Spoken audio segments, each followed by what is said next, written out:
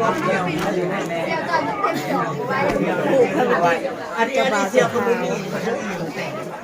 จะบ่าวจะเท้าว่าก็มาถือคนจะมองลืมง่ายได้ไหมสาวเมียบริจาคเมียบริจาค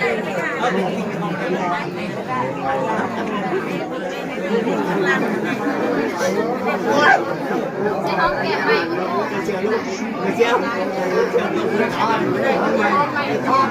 คนลงไข่นี่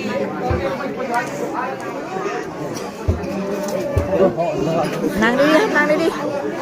หนึ่งหน้าดูมันเผ็ดเยอะขึ้นหน้า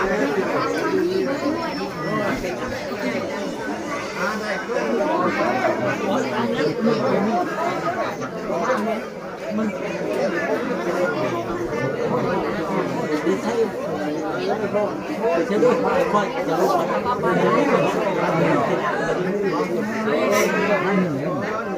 แค่เราดูกระดานครับ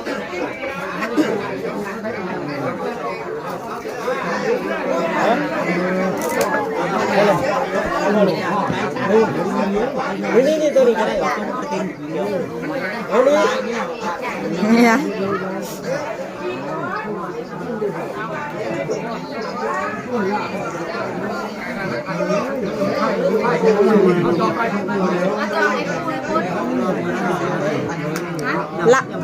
เหล่าเขาถือมาอยู่ได้เหล่านะ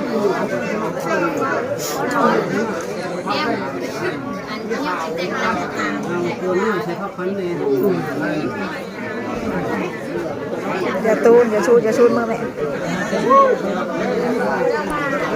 เอาคือว่าถือคือว่านะคือว่าย่าเลือกถือ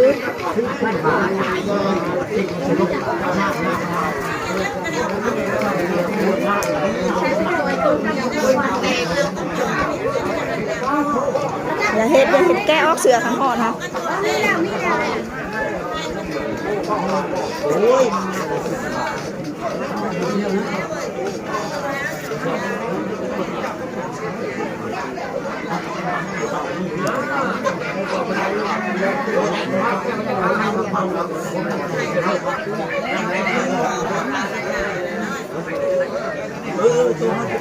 กระจายแกะออกเลยมันหอมเดี๋ยวโยนเอาใส่ถุงอ่ะ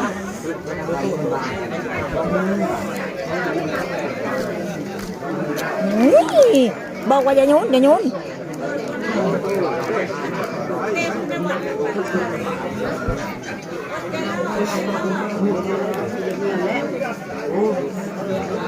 บาทยังนับเงินเอาแกยังนับเงินก่อนที่ซื้อควันนับเงินให้มันครบก่อนพี่น้องผ้าควันนี่เป็นผ้าควันที่เขายิบเอาเองยิบด้วยใบตอง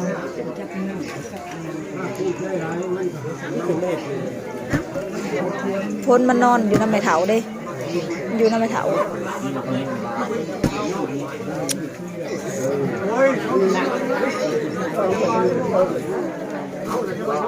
เก็บบอกเก็บประกันเนี่ยบอกจะกินร้ายโบกเดียวบ่กูบอกแล้วจะกินร้ายเก็บประกันเนี่ยกินโบกเดียวหนึ่งเด้อโบกใหญ่เคยป้อมเจอโบกใหญ่หนาแดงคือกับทีนั่งดูสิ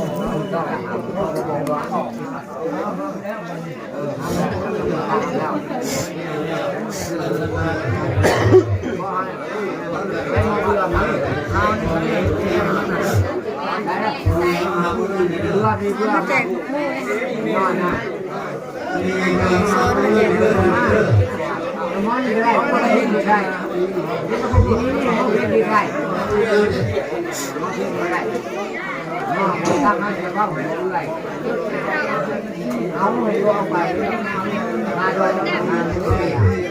ชิดแตกอย่าให้เห็นดู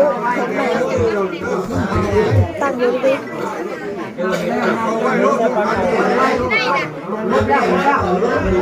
เวลา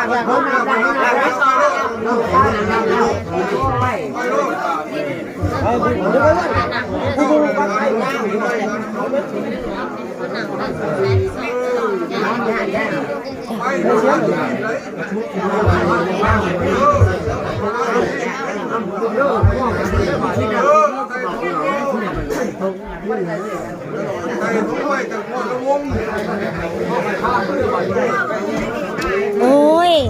ย่อขึ้นไปยังน้อ เอาแช่กระเป๋านะไว้เอาคนลุกผ้าไม่รู้เขาบอกไปผ้าคนนั้น แม่เตี้ยแหงน้ำแทะน่ะ มึงได้นะห้องนะมึงได้นะห้อง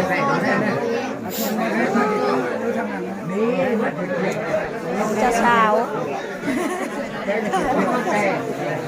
เสียงคอกันเลยเสียงคอ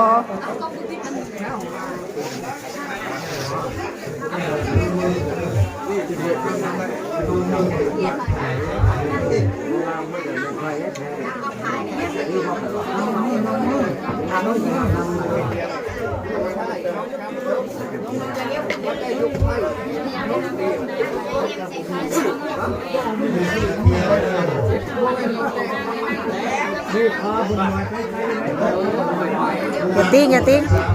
เนี่ยอย่าติ้งตอนนี้เขาพิธีสู่ขวัญแล้วด้วยพี่น้องเป็นอะไรหีดกันหีดบ้านมองไข่เขาจะเอาตุ้มแพอันนี้บอกหีดเขาจะเอาดิหีดเขาจะเอาบ้านเฮาผัดบ่ได้บ่ตุ้มได้บ้านเฮาอย่าหีดเขาจะเอาหีดบ้านแต่ละบ้านก็บ่คือกันหันนะพี่น้องแต่ว่าบ้านน้องไม้ก็บ่ได้เอาอันผาอีหยังเขาจะเอิ้นผาอีหยังผาตะโหล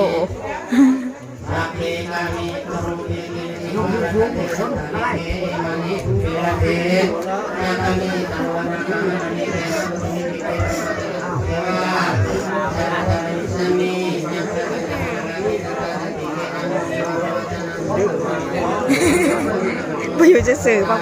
กนะหัวนี่นะมันถือเผื่อห้อง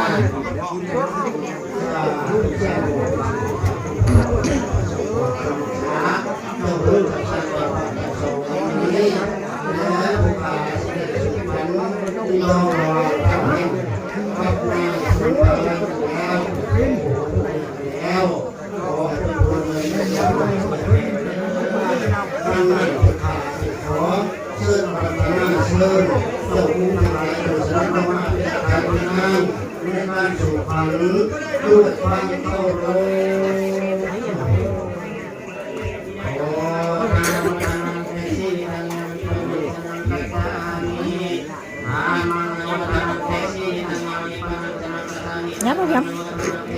ยับลงมาพี่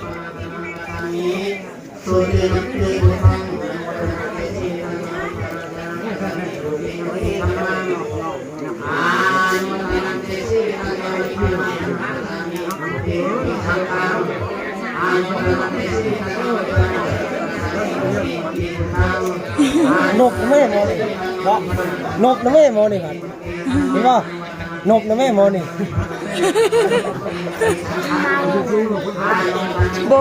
เรามันถือเราโบงใหญ่โพด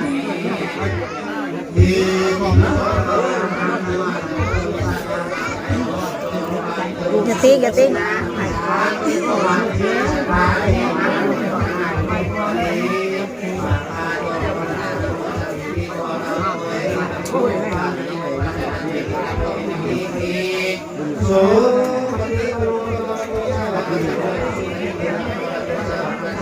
โอ้ยบอกว่าจะติ้ง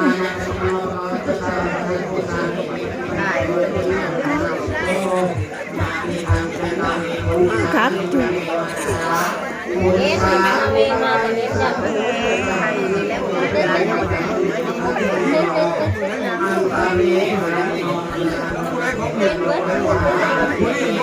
ใครพูดใครเนี่ยฮะ ของใครเลย พวกอาเต็น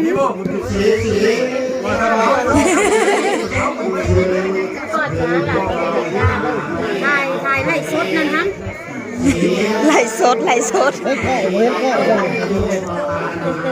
อันนี้เป็นไล่ให้ใส่ไปเบิ่งไล่ไปเบิ่ง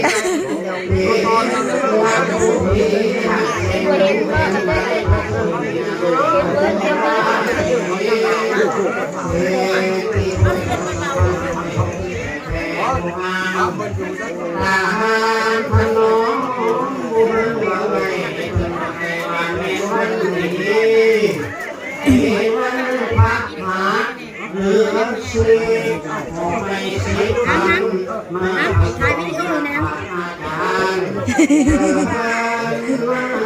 คนสิพ่อได้ดิ นี่ให้หมอนะไทย ได้เนาะ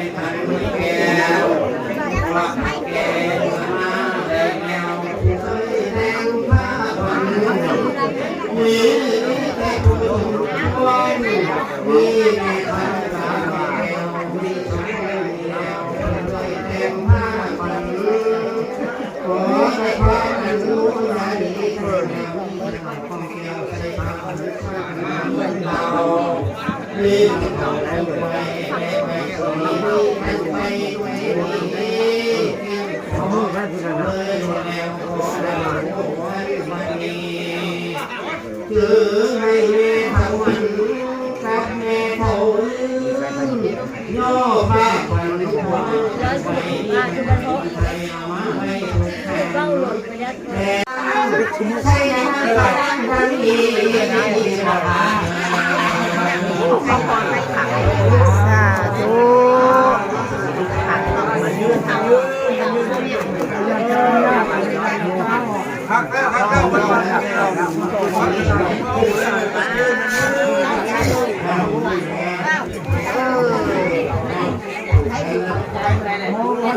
โอเคเราจะพี่น้องมาในกับพิธีสู่ขวัญ